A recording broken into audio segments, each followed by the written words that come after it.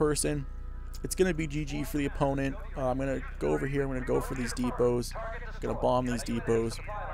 I'm going to go snipe this. Another misclick by me.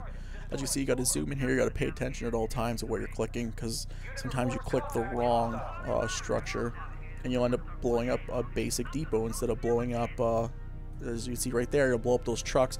For some reason, if you click the depot and the trucks come out, it like reverts to the trucks. I have no idea why that is in this game, but apparently that's what it felt like doing. But I don't want that to happen. I want the depot blowing up, not the trucks. The trucks mean nothing to me, especially after I've taken the HQ out already. So I'm just going to keep flying these over.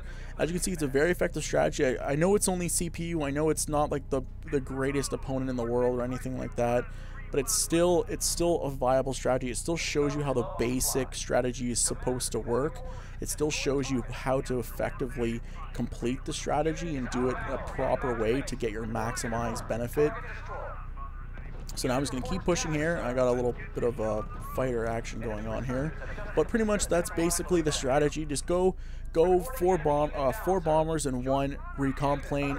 Make it look like you're going ground with a couple of units.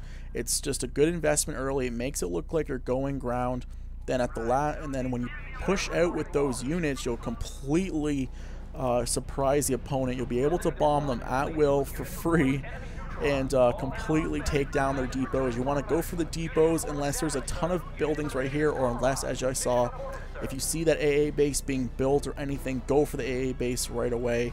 And then you can follow up that with more bombers, because by the time your bombers are bombing, you'll actually be able to build more, and you can have those new bombers being sent to take those depots down. So it's very good strategy to go for the AA base first, especially in this, because if they get mass AA here, your strategy is ruined.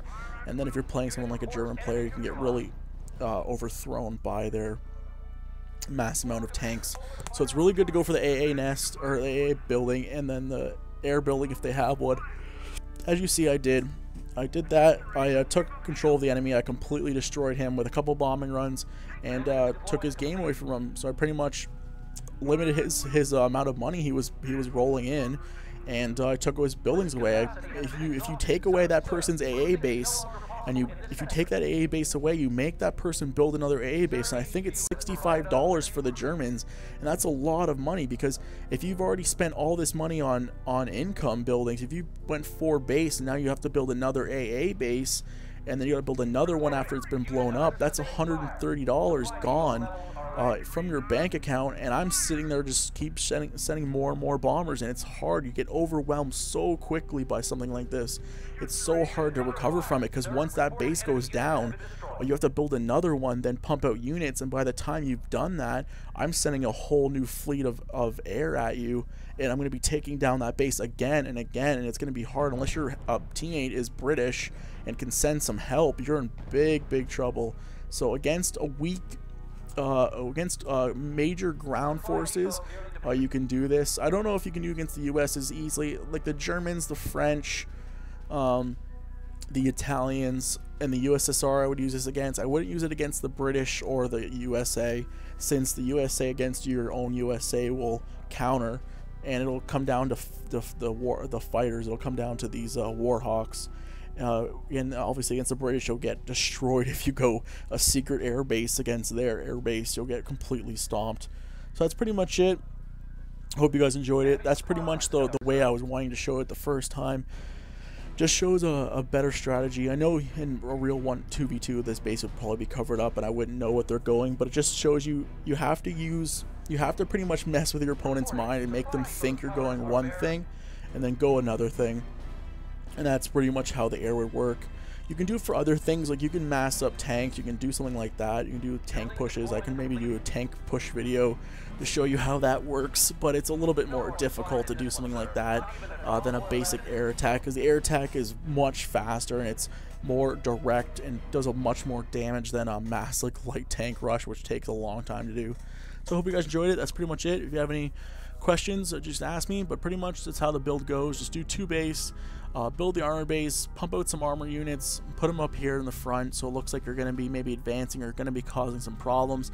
They might just turtle here with some AT and artillery and whatnot. If they go with artillery and AT and infantry in this middle, then you're laughing, because then they're in big trouble, because then you can just once you just radio silence this sector, or this sector, and this sector, whatever one you want, this is the best option. But it's a bit risky, because I'll show you. I'll just fly a plane along this. I'll show you when I radio silence it. It gets a bit risky, because if you fly the plane over here, if you fly them in just a group like this, just say, and you get them in a group like this, and you make a mistake and you don't micro the plane correctly, as soon as it gets a chance, it'll go around in a circle. So it'd be better if you could just micro the plane to do this, just fly on the corner. But as you can see, as soon as it comes out of that little tiny area, as soon as that like wings exposed, I think it's going to be seen. Oh, maybe it's going to do not what I wanted to. It's actually going to prove me wrong. As you go, there you go, there it goes. As soon as the micro is done and it does that little turn, you're screwed, and then you're done. So you can fly these planes pretty far out of the level. But as you can see, like stuff like that, that'll hurt you big time. Just that little turn and you're done. You're in trouble. So you got to really micro these planes on their individual path and get them only going the straight line. That's why it's a bit difficult. I wish this sector was a bit bigger, but I guess it's to stop stuff like that from happening at all times. So pretty much it. It's a very effective strategy. I'm just gonna go bomb this little Volkswagen Beetle. But that's pretty much it. Hope you guys enjoyed it. I'll try and make maybe a light tank one or something like that. I just got him surrender. I'll try and make maybe a light tank one or something to show you guys how you can do a quick light tank push. But that's pretty much it.